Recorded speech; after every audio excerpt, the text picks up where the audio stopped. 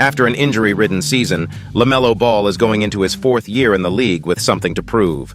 His standing in the league to the wider media has dropped considerably, as the NBA moves so fast, and it is easy to forget how good a player is if they are absent for an extended period of time.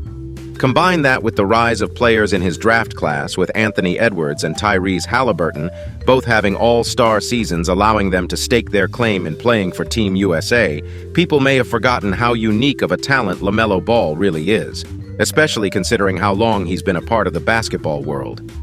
Lamelo came to fame as a 14-year-old freshman, starting on the #1 ranked team in high school, Chino Hills, arguably the greatest high school team of all time, going 35-0. Lamelo then went on to have several monumental moments in his sophomore year, including scoring 92 points in a game and his famous half-court shot, which both made national headlines. It may seem like his story was written to make the league and be a success story, but history shows it usually doesn't go this way. Most high school basketball sensations do not go on to have a great career in the NBA. In fact, most players that reach an enormous amount of level of fame in high school usually have a tragic, sad, or underwhelming ending. The most recent example is Mikey Williams. Mikey rose to fame as an 8th grader playing for the North Coast Blue Chips, an AAU team, which also featured Bronny James, the son of LeBron James. As an 8th grader, Mikey's elite athleticism stood out, leading him to blow up on social media. This continued on throughout his high school career, where he put up ridiculous numbers such as a 77-point game in his freshman year at San Ysidro High School. The building of his profile through high school led to him amassing over 3 million Instagram followers by the end of his sophomore year and cashing in on lucrative endorsement deals as a high schooler due to the new name, image, and likeness laws passed in 2021.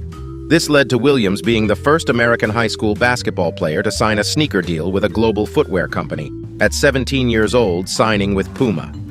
He ended his high school career as a 4-star recruit committing to Memphis. But this is when the trouble started. In April 2023, Mikey was arrested in Jamul, California, on 5 charges of assault with a deadly weapon, which he pleaded not guilty to. According to police, Williams fired a gun at a car full of people following an altercation at his residence. Each count can carry up to 4 years in prison. But this is not the only high school star that has been involved in legal problems before getting drafted.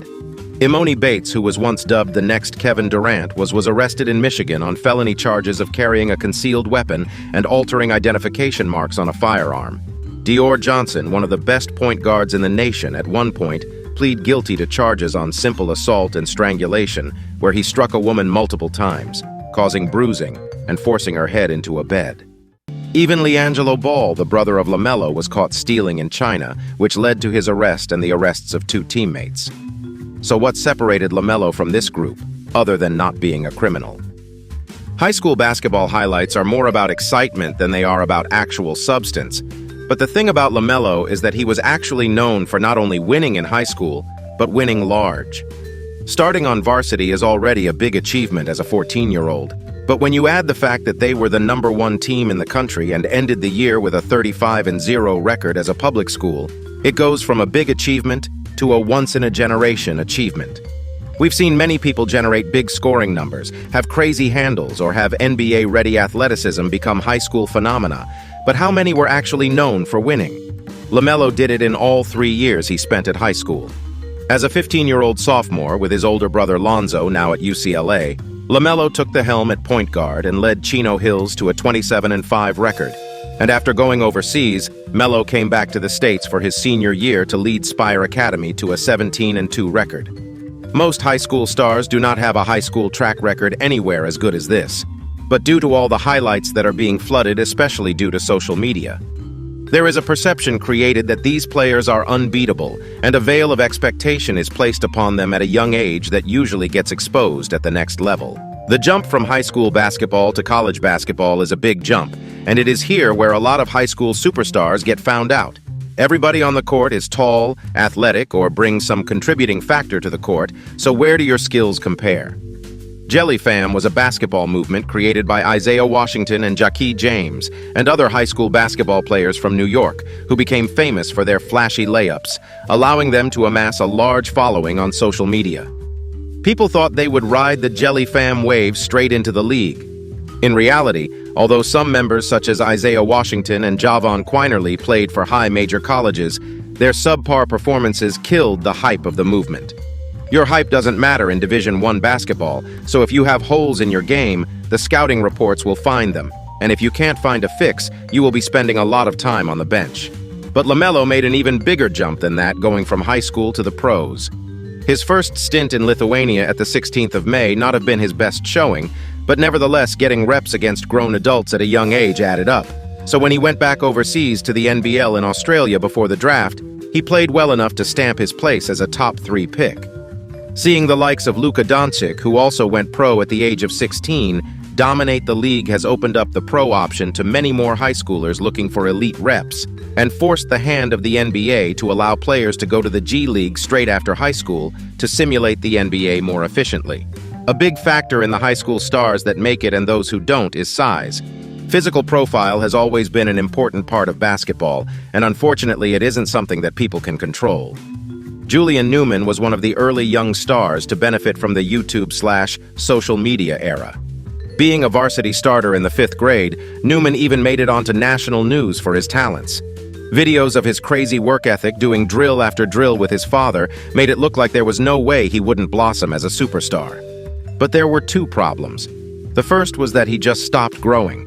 Graduating high school at just 5'7", Julian was always undersized on the court, which made him a liability, especially on defense. The second problem was that he was never playing against great competition when he was putting up crazy numbers, and as soon as he played against competition like his infamous game against IMG Academy, Newman's performances were nothing short of embarrassing. The high school stars that physically grow alongside their basketball talents are the ones that are more likely to succeed. Lamelo was a product of 2 Division I athletes, with his dad LeVar being 6'5" and his mother Tina being 6 feet tall, and he for sure inherited those genetics. Developing guard-like skills his whole youth, typically being the shortest on the team, he grew from 5'7" his freshman year of high school to 6'6" by the time he got drafted, and now considered an oversized point guard. Zion, another high school phenomena, always had a unique physical profile. Being of 6'6", he is considered small for his position as a power forward, but he has always had this freakish level bounce mixed with his Hulk-like strength, which has made him a matchup problem from high school all the way to the NBA. But other than the physical, there is also a psychological aspect that high school stars must battle in order to make it to the greatest heights, and that has to do with dealing with fame too early. When you are high profile, especially at a young age, there will constantly be people telling you how great you are, and all the perks of fame will fall into your lap without actually achieving anything, giving people a false sense of making it. This can lead to complacency, which makes it easier for people coming for their spot to knock them off it. These players need to be guided, and unfortunately sometimes the people guarding these young players guide them in the wrong direction. A lot of people have questioned LeVar's parenting in the past, which I don't personally think is fair to do, but one thing people can't deny is the amount of confidence he instills in his children.